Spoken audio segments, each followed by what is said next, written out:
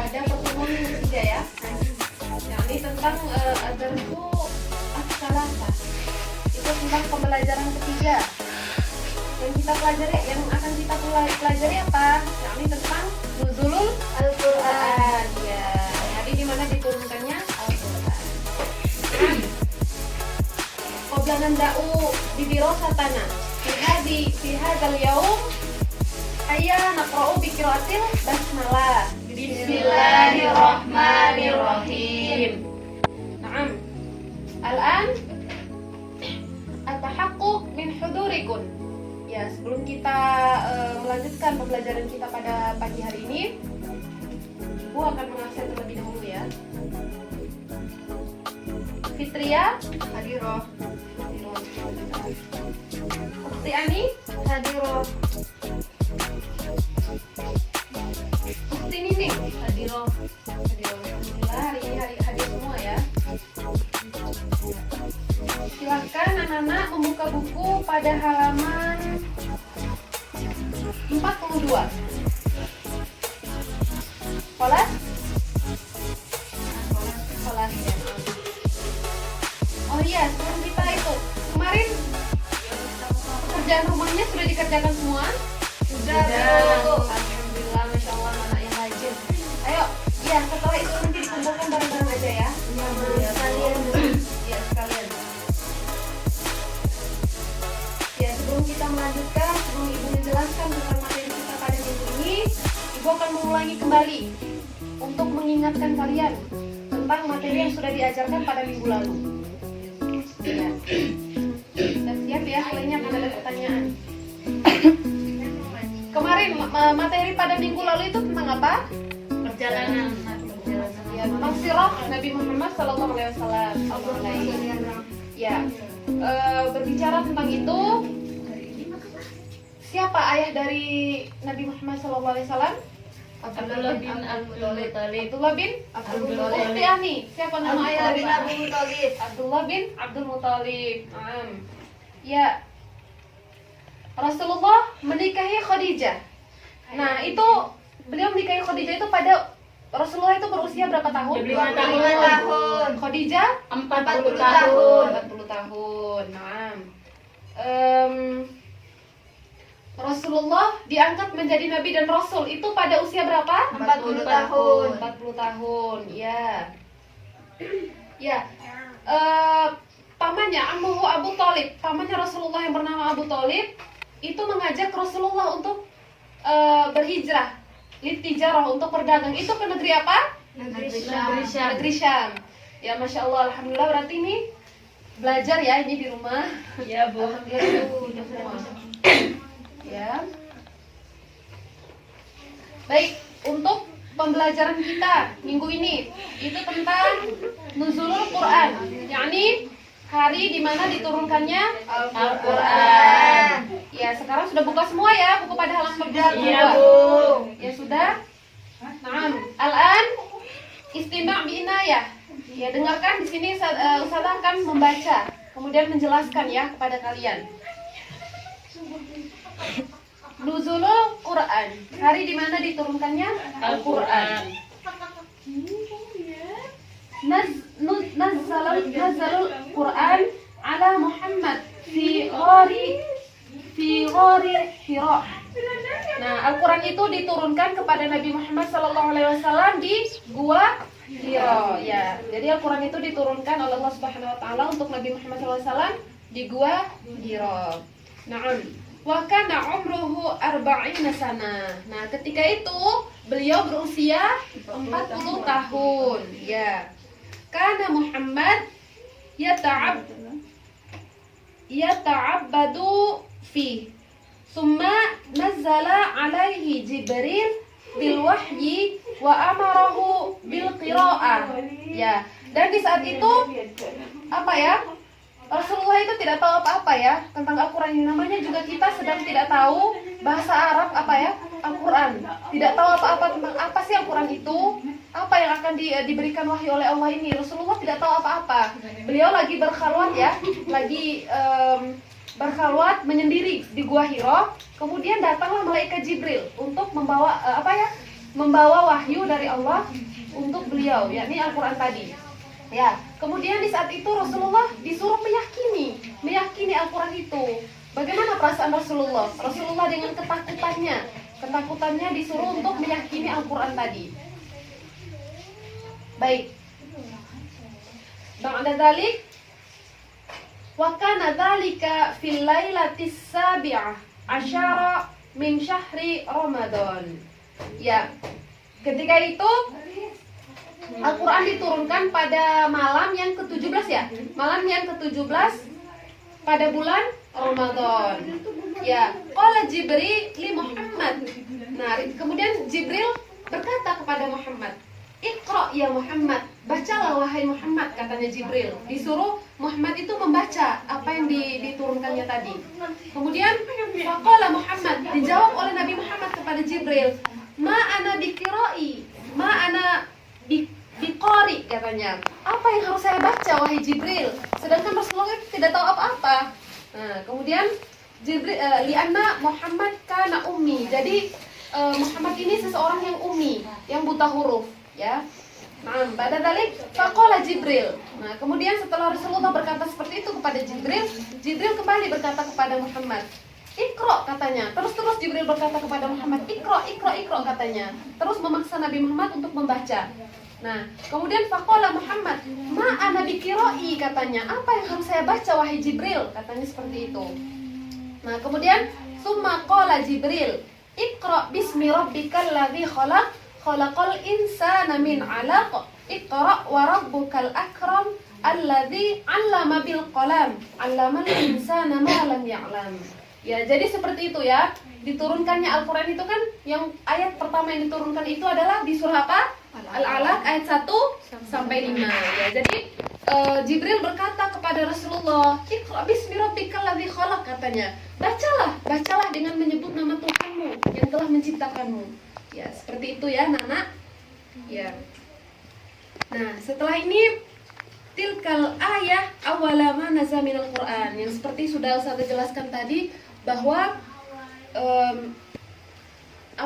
ayat tersebut adalah ayat pertama yang diturunkan kepada Nabi Muhammad sallallahu alaihi wasallam. Fahim tuh mada? Fahimna. Ya. Alhamdulillah. Naam. Al-an hal ladaikum as-su'al? Lama? Naam. Qabla hadza, ya sebelum ini silakan buka buku pada halaman 43. Di situ ada beberapa pertanyaan.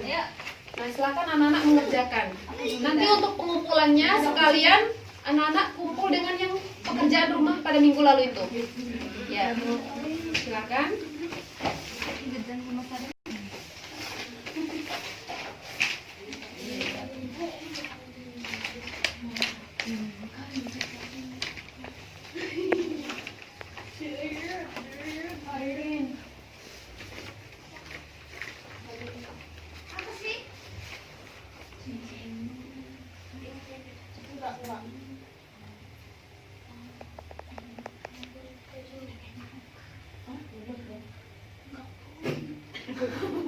Setelah ini mohon dipelajari kembali ya anak-anak. Insya Allah minggu depan kita akan mengadakan ulangan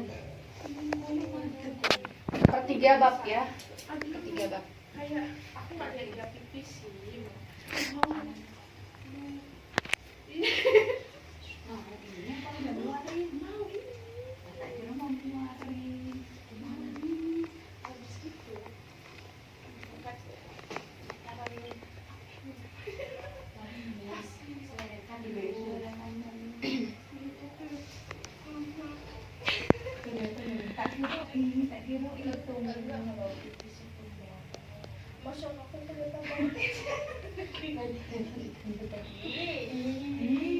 Tapi aku pernah.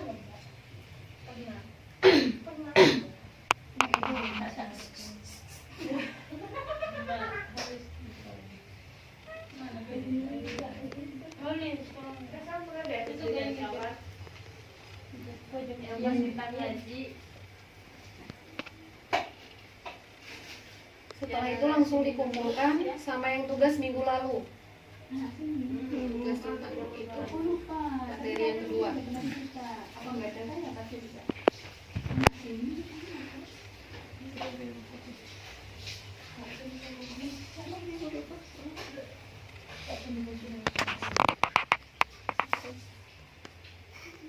Ya, ditulis dulu. Ini Mbak Ukti Nining sama Ukti Fitri nih ngomong terus dari tadi. Entah ngomong apa ini.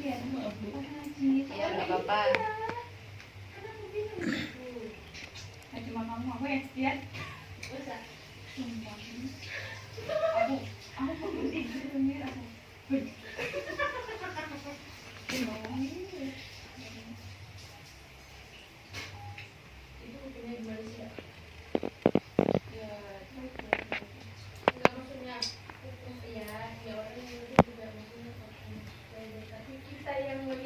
Ya kita yang lihat ya nggak apa-apa, nggak dosa kan nggak sengaja. Tapi kalau misalnya Kalau diceritain dari nggak dosa. masuk rumah,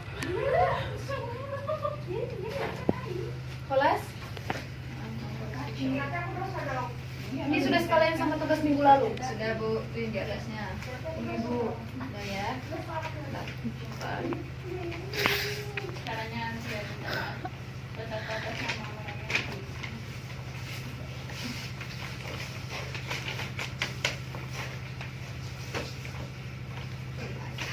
Masih itu aja.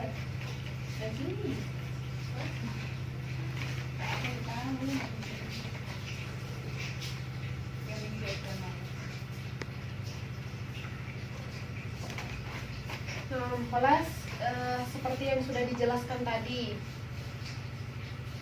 bahwa Al-Quran itu diturunkan kepada Nabi Muhammad SAW di Gua Hira. Waktu itu Rasulullah itu lagi berkhalwat ya di Gua Hira.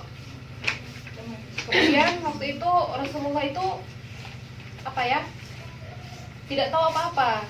Tiba-tiba malaikat Jibril turun kan kaget ya Rasulullah itu. Kan ada cerita bahwa Rasulullah itu sampai menggigil ketika sampai di rumah.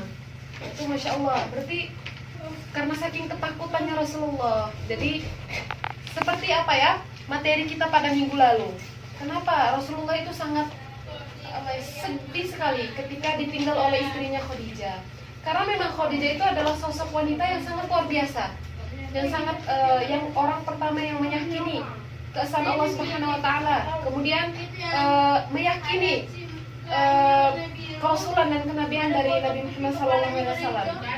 Kemudian ketika waktu itu Rasulullah pas diturunkannya Al-Quran, Rasulullah pulang ke rumahnya, kemudian menggigil sampai diselimuti oleh Khadijah waktu itu. Nah, ketika Rasulullah bercerita kepada Khadijah, nah waktu itu Khadijah kadang kalau kita yang zaman sekarang ini pasti dicerita itu kan mustahil ya, mustahil. Masa kok tiba-tiba ada yang turun, kemudian kita kan juga tidak melihat malaikat Jibril itu bentuknya seperti apa, rupanya seperti apa.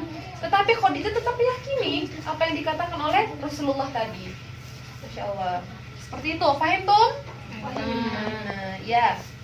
Sampai sini, hal ladaikum as-su'al? Ada pertanyaan? Ada. Ada? Ya, wujud. Tafadhal Ukhti. Siapa yang mau bertanya duluan? Ukhti Nining? Iya. Ya, tafadhal. Gini Bu pertanyaannya. Tafadhal. Enggak apa-apa. Menggunakan bilugatil Indonesia lah bahasa. Menggunakan bahasa Indonesia juga enggak apa-apa, Ukhti Nining. Tadi kan Nabi Muhammad menerima wahyu dari Allah ya. Pertanyaan gini, kenapa Allah itu memerintahkan malaikat Jibril untuk memberikan wahyu kepada Nabi Muhammad? Itu saja Balas? pertanyaannya. Ya baik. Kenapa Allah memerintahkan malaikat Jibril untuk menurunkan wahyu kepada Nabi Muhammad SAW? Jadi kesimpulannya begini ya. Kenapa harus Nabi Muhammad gitu ya? Iya. Kenapa tidak yang lain? Ya. Jadi begini. Seperti yang telah kita ketahui bahwa Rasulullah itu adalah nabi yang terakhir, ya, nabi akhir zaman, nabi yang terakhir. Kemudian orang yang sangat dicintai oleh Allah Subhanahu wa taala.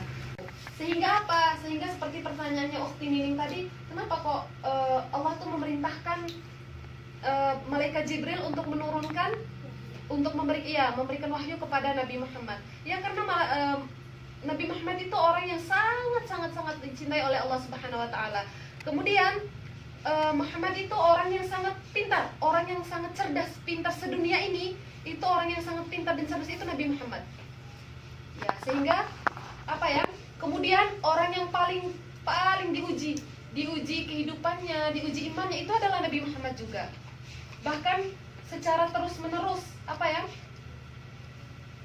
Orang-orang yang sangat dicintai oleh Rasulullah itu pergi meninggalkan Rasulullah, tetapi tidak, Rasulullah tetap tegar.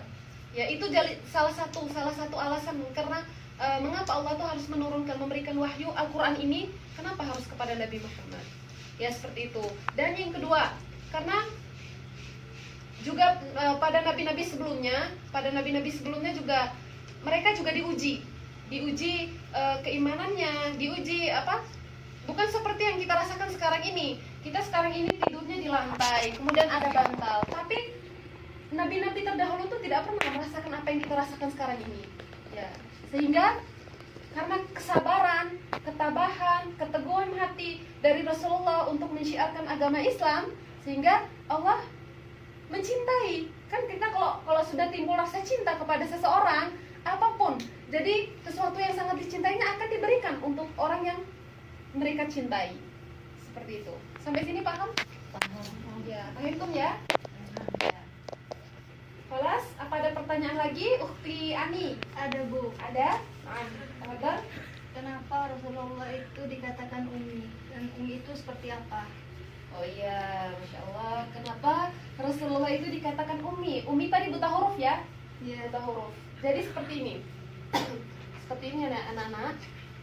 Ummi di sini kita jangan terjemahkan lurus-lurus ya. Kita jangan terjemahkan lurus-lurus. Ummi yang dimaksud atau buta huruf tadi bukan berarti Nabi Muhammad itu orang yang tidak berilmu, orang yang tidak tahu apa-apa. Bukan berarti seperti itu. Ummi seperti yang dikatakan, Iqra. Malaikat Jibril datang kemudian disuruh Iqra, memerintahkan Muhammad untuk membaca Iqra. Kemudian Rasulullah kan tidak tahu itu Iqra apa sih yang ditulis itu, apa yang ditulis, karena memang itu menggunakan bahasa Arab. Bahasa Arab, Rasulullah memang kesehariannya menggunakan bahasa Arab, tetapi bahasanya Al-Quran itu sangat tinggi, ya, sehingga Rasulullah dikatakan Ummi karena memang Rasulullah tidak tahu membaca, tidak tahu apa sih ini, karena saking tingginya bacaan bahasa Al-Quran, sehingga Rasulullah dikatakan Ummi. Jadi Ummi di sini bukan berarti Rasulullah itu tidak tahu apa-apa, tidak berilmu, ya. Contoh realnya seperti ini ya, Ukhti Ani. Seperti orang tua kita, ibu kita kayak di kampung-kampung itu ya, biasanya kita mengatakan bahwa mereka itu adalah seorang yang buta huruf, ya. Tetapi buta hurufnya mereka itu bukan berarti mereka tidak tahu menghitung uang, ya. Biasanya orang-orang ibu-ibu di kampung itu biasanya lebih lincah hitung uangnya. Oh, uangnya sekian 50.000, berarti mereka bisa membaca, ya, bisa membaca. Kemudian mereka bisa berbicara. Tetapi kenapa mereka sampai dikatakan buta huruf atau ummi tadi? Karena mereka mungkin tidak tahu tidak berpendidikan, maksudnya tidak berpendidikan, tidak sekolah sampai ke pondok-pondok seperti yang kita rasakan sekarang ini. Seperti itu. Jadi Rasulullah juga seperti itu, bukan berarti dikatakan ummi atau buta huruf karena Rasulullah tidak tahu apa-apa, karena Rasulullah tidak berilmu, tetapi karena pada saat itu Rasulullah disuruh untuk membaca, diperintahkan oleh malaikat Jibril untuk membaca sesuatu yang memang benar-benar tidak diketahui sebelumnya, ya, ini Al-Quran tadi. Ya, seperti itu ya, Mbak Ani, bisa diterima ya? Ya. Ya, Kholas, ada pertanyaan lagi? Sudah Bu. Kholas, sampai sini paham ya? Paham. Ya. Ini untuk persiapan kita. Oh ya, sambil memeriksa ini, kalian silahkan mempelajari, dibaca-baca ulang dari materi yang pertama, kemudian yang kedua, yang ketiga, apa yang sudah dijelaskan oleh Ustazah. Itu untuk persiapan ulangan minggu depan. Silahkan dipelajari dulu sambil menunggu Ustazah untuk periksa ini.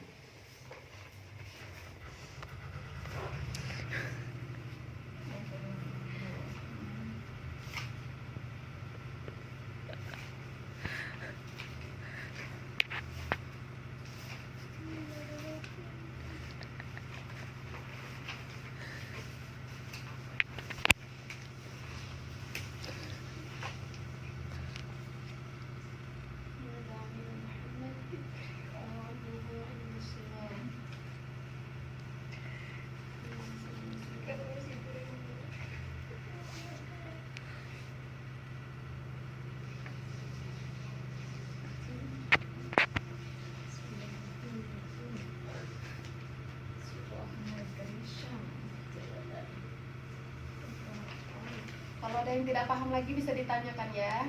Iya, Bu. Ya, Insya Allah.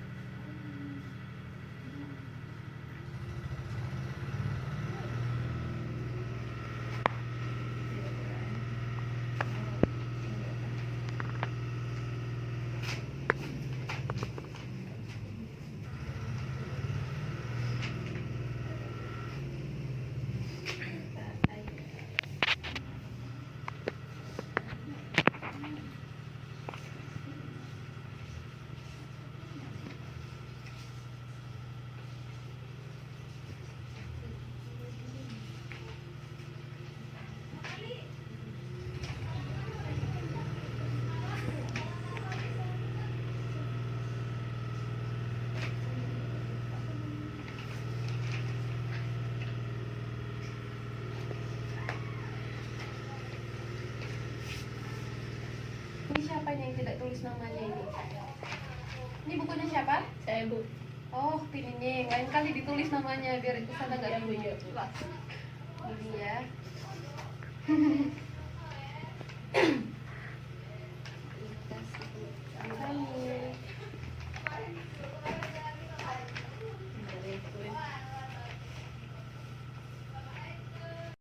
Fitri. Tiani. Ini kalau tulisannya agak semringnya ini pasti Tiani. Kelihatan dari tulisannya. Orangnya selalu ceria. Gak apa-apa. Emang gitu. Ya ya. Mina aina anti Ukti Ani? Mina aina anti? Dari mana? Asalnya? Dari NTT, Bu. Oh, dari NTT. Ustazah dulu pernah ke NTT loh. Di Danau Kelimutu, pernah jalan-jalan ke sana. Oh, iya. Ya.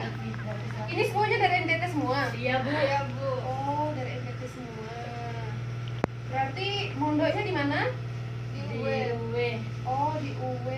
Oh, di UW itu yang kiai pemimpin pondoknya baru meninggal baru-baru itu ya? Iya, Iya, Bu. Bu. Oh, Masya Allah ya. Beliau tuh sakit apa sih? Sakit. Kurang tahu, Bu. Oh, sakit ya, Masya Allah. Alhamdulillah.